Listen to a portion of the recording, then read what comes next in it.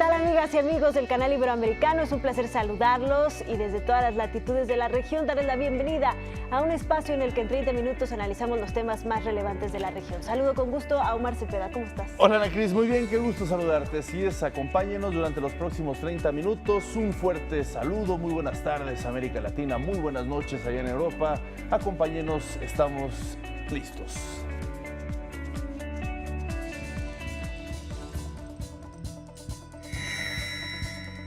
El Grupo de Lima pide que se realicen elecciones anticipadas en Venezuela y rechaza la intervención militar como una solución al conflicto.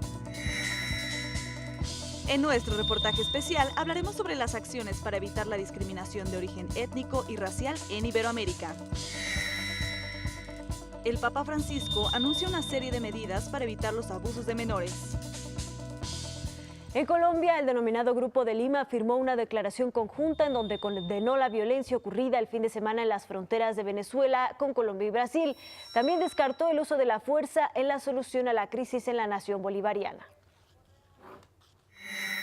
Reiteran su convicción de que la transición a la democracia debe ser conducida por los propios venezolanos pacíficamente y en el marco de la Constitución y el derecho internacional, apoyada por medios políticos y diplomáticos sin uso de la fuerza.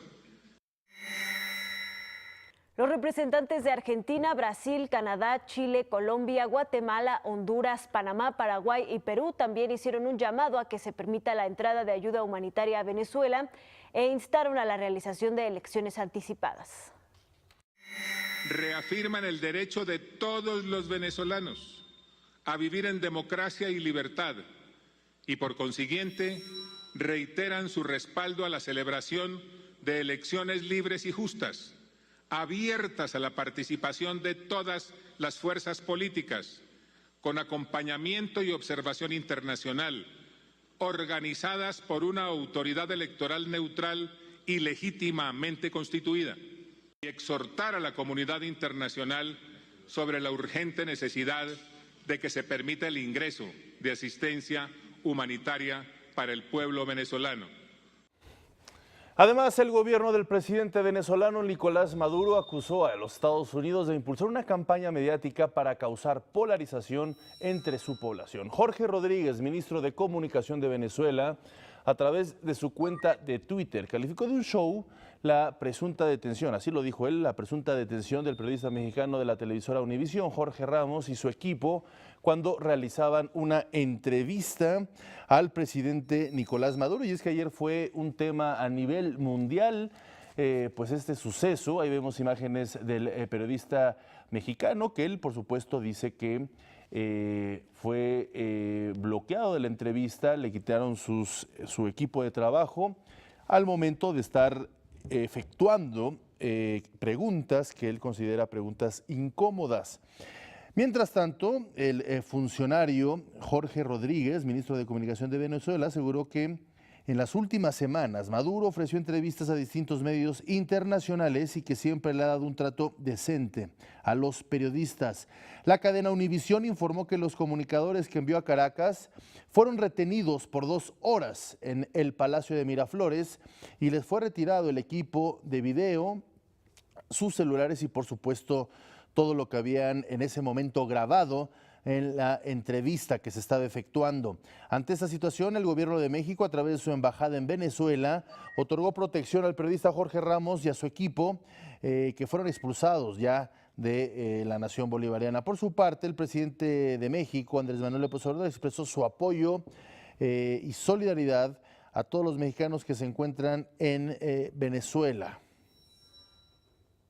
Nosotros somos partidarios de la libertad de expresión, de el respeto que debe de haber para el ejercicio libre del periodismo en México y en el mundo. Somos partidarios de la no violencia. El presidente mexicano también confió que la situación en Venezuela tenga una solución pacífica mediante el diálogo. Convoco respetuosamente a las partes en conflicto a que se sienten a dialogar y a buscar una salida pacífica. México siempre estaría en condiciones de ayudar en la realización de un diálogo para conseguir la paz en cualquier nación. Están abiertas las puertas de nuestro territorio para que se dialogue. Y el gobierno de los Estados Unidos anunció la imposición de nuevas sanciones a funcionarios venezolanos por el bloqueo de ayuda humanitaria. La medida recae contra los gobernadores de los estados fronterizos de Zulia, Apure, Vargas y Carabobo. Las sanciones incluyen el congelamiento de las propiedades de los funcionarios en territorio estadounidense, así como la prohibición a los ciudadanos norteamericanos de hacer negocios con ellos. El Departamento del Tesoro de los Estados Unidos aseguró que estas medidas no son permanentes y que serán suspendidas a los gobernadores que colaboren de manera concreta con la restauración del orden democrático en Venezuela. A partir de hoy, Estados Unidos impondrá sanciones adicionales a funcionarios del régimen, incluidos 3 gobernadores de estados fronterizos implicados en la violencia de la semana pasada y que son miembros del círculo cercano de Maduro. Estas personas trabajaron para bloquear la asistencia para personas necesitadas. Por su parte, el gobierno de Canadá está en pláticas con sus socios para buscar la manera de ampliar las sanciones que Ottawa ha impuesto al gobierno de Caracas. Y en estos momentos se lleva a cabo una sesión abierta en el Consejo de Seguridad de las Naciones Unidas en la que se analiza la situación de Venezuela. Rosemary Di Carlo, secretaria general de Asuntos Políticos y de Consolidación de la Paz, ofreció un balance sobre la situación del país bolivariano y afirmó que la ONU está lista para ampliar los trabajos de ayuda humanitaria y protección a los derechos humanos. Las Naciones Unidas están listas para continuar expandiendo sus esfuerzos. Continuaremos actuando de acuerdo a los principios humanitarios, trabajando con las instituciones venezolanas para ayudar a la gente que lo necesita. En otros temas, el próximo 1 de marzo se conmemora el Día Internacional de la Cero Discriminación. Por esa razón, durante esta semana le estaremos presentando una serie de reportajes especiales sobre los diferentes tipos de discriminación y sus implicaciones sociales. En la entrega de hoy veremos cómo impacta en Iberoamérica la discriminación etnorracial.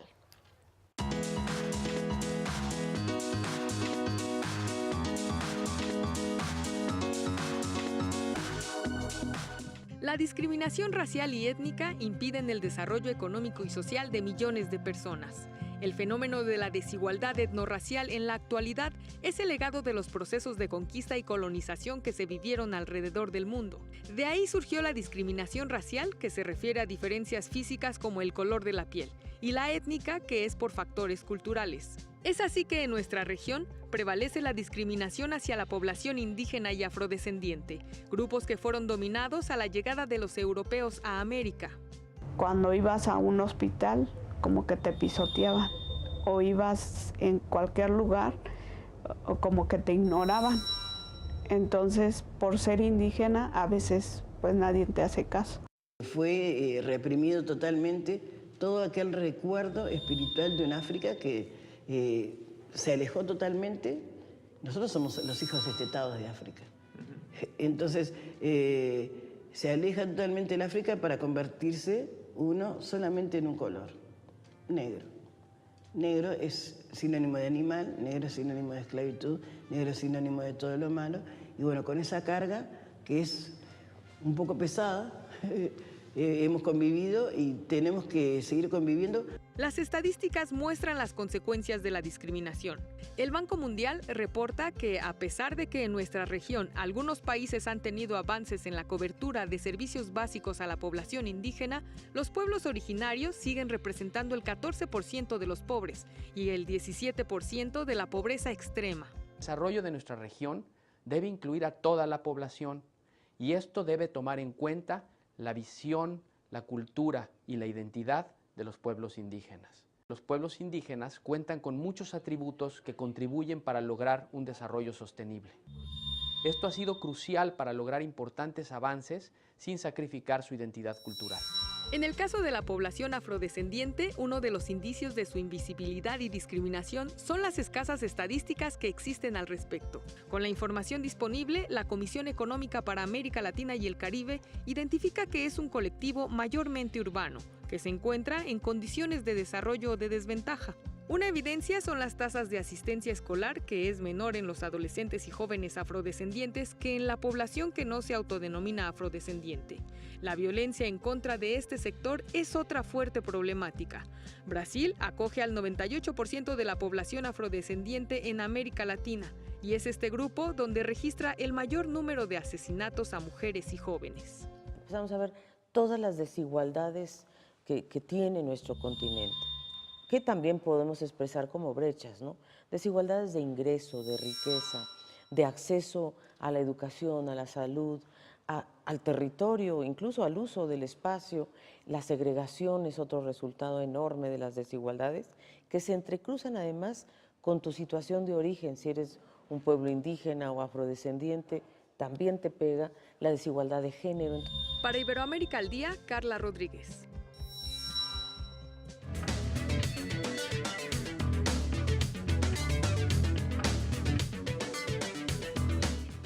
Vamos a los otros temas. En el Vaticano, el Papa Francisco anunció la suspensión del ejercicio sacerdotal para el cardenal George Pell, quien fue declarado culpable por abuso sexual contra menores en Australia. Una noticia dolorosa que, somos conscientes de ello, escandalizó a muchas personas, no solo en Australia. Como ya hicimos otras veces, reafirmamos nuestro profundo respeto por las autoridades judiciales australianas y en nombre de ese respeto, esperamos ahora el resultado del juicio en apelación, recordando que el cardenal Pell reafirmó su inocencia y que tiene el derecho de defenderse hasta la última instancia. Recordemos que hace unos días se llevó a cabo en el Vaticano un encuentro para evaluar la situación del abuso sexual a menores por parte de sacerdotes. Ahí, el Papa Francisco anunció una serie de medidas para la protección de los niños dentro y fuera de la iglesia, como llevar ante la justicia a los responsables, evitar que los casos sean encubiertos y una mayor exigencia en la selección de candidatos al sacerdocio. Que se tomen todas las precauciones posibles para que estos crímenes no se repitan. Que la Iglesia vuelva a ser absolutamente creíble y de confianza en su misión de servicio y de formación a los pequeños, según lo que enseña Jesús. Y para darnos más detalles sobre este encuentro que se realizó en el Vaticano, agradecemos mucho que nos tome la llamada Bernardo Barranco. Él es sociólogo en religiones. Muy buenas tardes. ¿Qué tal? Muy buenas tardes, Ana, Omar, un abrazo. Sin duda alguna, esta reunión sobre los casos de abuso sexual en el Vaticano es histórica y quisiera preguntarle cuál es su balance general sobre lo que se abordó durante este encuentro. Miren, fue una reunión muy tensa porque está precedida de grandes escándalos que en el 2018 se precipitaron desde Chile, que fue realmente probablemente una de las visitas más desastrosas que haya tenido el Papa Francisco, que fue en enero, hasta Estados Unidos, sobre todo con Pensilvania, donde salió un documento que hizo las autoridades locales. En Irlanda también, ante la desconfianza de la ciudadanía, de la sociedad, sale un comunicado de un ex embajador donde acusa al Papa de haber sido encubridor y le pide su renuncia. Es decir, estamos hablando que la sucesión de hechos hacía impostergable un tipo de reunión como esta al más alto nivel, y el Papa Francisco en septiembre convoca a una reunión cumbre, es decir, inédita, con los presidentes de las conferencias episcopales. Nunca antes se había hecho en la historia de la Iglesia un evento de tal magnitud, de tal manera que fue una especie de mini sínodo. Y el tema central fue efectivamente el tema de la pederastia clerical. Al llegar a esta reunión había muchas expectativas, llegaron cientos de víctimas de diferentes partes del mundo, y se organizó al mismo tiempo una especie de cumbre paralela de víctimas. Los temas tratados, habría que decir que hubo un nivel de autocrítica fuerte por parte de la Iglesia. El cardenal Salazar, en una de sus intervenciones, declaró que el principal enemigo en la pederastia clerical es la propia Iglesia. El cardenal Marx, un poderoso presidente de la Conferencia del Episcopado Alemán, reconoció que los archivos, muchos archivos y muchos expedientes fueron destruidos para proteger a los depredadores clericales. De tal manera que hubo un buen nivel, digamos, de autocrítica. También el mismo Papa habló que los pequeños clamaban justicia y que en esos términos había que hacer la reunión. Así es que esa fue. Ahora, no fue una reunión de muchas concreciones, fueron como grandes planteamientos. Sin embargo, creo que por ser la primera vez fue importante. Ahora, hay que decirlo, el Papa tuvo algunas imprudencias que fueron pues muy comentadas a nivel internacional. Una de ellas fue un día antes de la reunión. El Papa habla que aquellos que critican, así lo dijo, a la Iglesia, aquellos que critican a la Iglesia son parientes del diablo. Fue una expresión, digamos, desafortunada. Pero en la reunión, cuando intervino una mujer, el Papa dijo que todo feminismo era machismo con faltas, y también pues, recibió muchos extrañamientos por parte de grupos, de colectivos de mujeres. Podríamos decir entonces que los contenidos de la reunión fueron contenidos pues claroscuros. La gente esperaba mucho más y esperaba medidas mucho más concretas. Sin embargo, creo que nunca antes en una reunión de tan alto nivel la Iglesia ha sido tan autocrítica como fue en esta reunión. Interesante lo que nos comenta, histórica esta autocrítica. Ahora me gustaría preguntarle si usted considera que es viable la implementación de las medidas propuestas para combatir el abuso sexual dentro de la Iglesia, por supuesto, la Iglesia Católica. Bueno, pues mira, el tema es que hay mucho descontento porque no fueron medidas concretas. El Papa no anunció ninguna medida así pronta. Después hubo una rueda de prensa donde se anunciaron otras medidas más concretas, pero te podría decir que hubo una actitud de poder primero crear conciencia en los diferentes episcopados, y lo que se señaló como medidas concretas es que el Papa va a promulgar un motu propio, es decir, un documento escrito con su puño y letra a título personal como pontífice. No sabemos qué características, si va a ser una carta, si va a ser una encíclica, no sabemos, pero sí él va a escribir algo. Luego la otra es que se va a promulgar una serie de leyes contra la pederastia para el clero y para la gente de la Santa Sede, y esto se espera que se aplique en otros países. Tercero, pide a los episcopados nacionales que tengan una actitud de medidas concretas a la luz de lo que se ha conversado en Roma. Otro elemento importante también fue la cuestión del sigilo o la información que quedaba reservada. El Papa y los miembros de esta cumbre señalan que esto es para protegerse frente a aquellos estados esta confidencialidad, a protegerse para aquellos estados que ataquen a la Iglesia, pero que no aplicaría en el caso de pederastia. Esto es muy importante porque en torno a esta secrecía era como se guardaban muchas historias, expedientes, etcétera. Pero no más que eso, las víctimas están muy decepcionadas, estas cientos de víctimas que marcharon, se hicieron presentes en Roma, estuvieron gran presencia en los medios de comunicación, porque el Papa no fue más allá, como dar los nombres, sacar los expedientes, ampliar la prescripción, en fin, multas muy severas. No, esto no se dio, pero bueno, pues vamos a esperar todavía el documento del Papa y las medidas que los episcopados asumen. Y bueno, ningún lugar del mundo está exento de esta situación. Recientemente en Chile pues salieron a la luz una serie de casos sobre abusos sexuales en la iglesia. Yo quisiera preguntarle cómo está actuando ya la iglesia, concretamente la iglesia en Iberoamérica, sobre esta situación. El tema en Chile es un tema muy importante. Ahí hubo un gran desencuentro entre el Papa y la sociedad chilena, que está muy bien organizada y con mucha conciencia.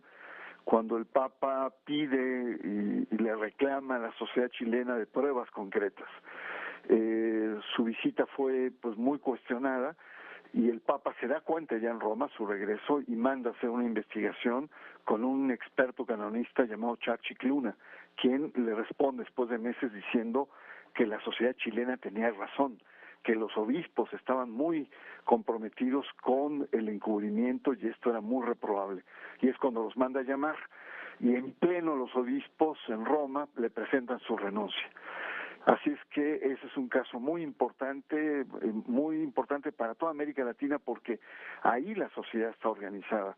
A diferencia de Perú, que en donde se dio el caso de Sodalición de Vida Cristiana, que es una agrupación de élite muy conservadora, en donde pues se relatan un conjunto de atrocidades cometidas por los miembros de esa agrupación religiosa. Y luego en el caso de México, pues está también el caso de Marcial Maciel, los legionarios, está el caso patente de encubrimiento por parte del cardenal Norberto Rivera, hasta hace poco arzobispo primado de México, y ahora que la Conferencia del Episcopado ha anunciado que han surgido más de 150 casos de sacerdotes suspendidos por abuso sexual. Así es que yo te diría que hay muchos casos en América Latina, pero sobre todo en estos tres países pareciera ser que la pederastia se ha, encarnecido, y son Chile, Perú y México. Pues aún con esta situación, esta reunión sin precedentes, queda mucho por investigar, queda mucho a deber la Iglesia para actuar en contra de estos casos de pederastia y de abusos sexuales. Muchísimas gracias a Bernardo Barranco, sociólogo en religiones, por este profundo y puntual análisis. Muy bien, Ana y Omar, pues hasta muy pronto, un abrazo. Gracias.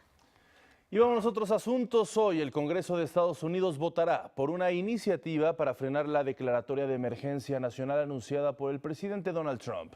Esta votación pone en una encrucijada a los republicanos, ya que al tener que refrendar la separación de poderes, tomando una decisión independiente a la voluntad del presidente Donald Trump. La belleza de la Constitución, el corazón y el alma de la Constitución es la separación del poder con niveles de gobierno para hacer un balance del poder. Recordemos que Donald Trump declaró estado de emergencia nacional con la intención de disponer de los recursos necesarios para la construcción de un muro fronterizo en la frontera con México. Por otro lado, Tony Evers, gobernador del estado de Wisconsin, ordenó el retiro de 112 elementos de la Guardia Nacional y efectivos aéreos de su estado que se encuentran en la frontera con México. Evers dijo que la presencia de los elementos de seguridad no estaba justificada y aseveró que la protección de las fronteras y de los migrantes que buscan asilo es responsabilidad de la patrulla fronteriza. Y mientras eso sucede en los Estados Unidos, el presidente Donald Trump se encuentra en Vietnam para reunirse con el líder norcoreano Kim Jong-un en el marco de una segunda cumbre orientada a alcanzar el desarme nuclear en la península coreana. Los dirigentes cenarán mañana miércoles acompañados por algunos consejeros y el jueves continuarán los diálogos sobre la desnuclearización. Los mandatarios se mostraron optimistas con este encuentro del que se espera sea una cumbre productiva y se tomen medidas concretas. Ya es martes, por ello le presentamos la cápsula que nos envía la Organización de las Naciones Unidas sobre las guerras silenciosas por agua y alimentos en el condado de Turkana, en Kenia, país africano.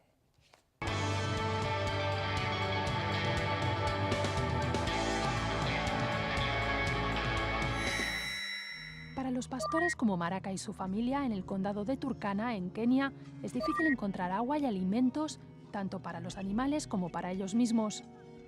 Mientras que Maraca y los más jóvenes de sus 15 hijos se han quedado con las cabras cerca del asentamiento de Lobey, los mayores se fueron hace días a buscar pastos más verdes. Estos miembros de la familia establecen su campamento aquí, a unas 9 horas a pie de distancia. No solo están lejos de sus padres, sino también de sus colegios o de los servicios de asistencia sanitaria cuando enferman o sufren alguna herida. La mala nutrición mina la salud afecta a la educación y la educación influye en su futuro económico. Salud y educación son requisitos básicos para una vida estable que garantice la supervivencia. Esta competición por los recursos enfrenta a comunidades vecinas y convierte algunas partes de Turkana en campos de batalla secos y letales. Maraca entiende estos peligros mejor que nadie. Ya no tiene ganado, se lo robó una tribu cercana en una serie de asaltos. Como los pastores de Turkana a menudo recorren largas distancias, la Organización Mundial de la Salud patrocina programas de educación y difusión sobre la salud diseñados para detectar enfermedades rápidamente y evitar su propagación. Por otra parte, UNICEF apoya a los colegios móviles, tiendas sencillas donde se imparten lecciones básicas. El objetivo último de estos programas es llegar a poblaciones difíciles y en riesgo y proporcionar a la gente opciones de futuro.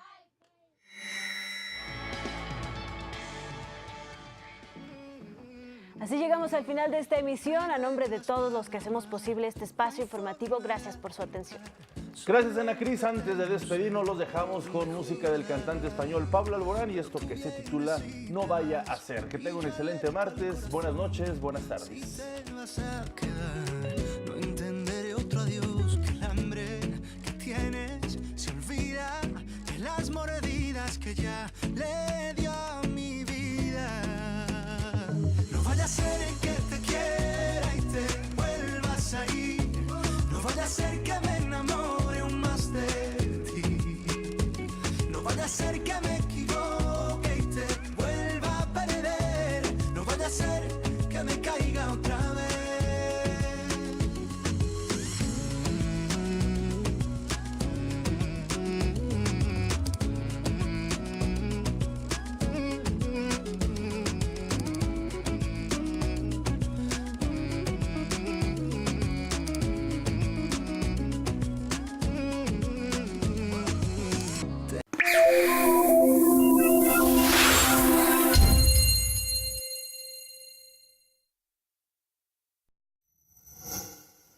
Gobierno de México.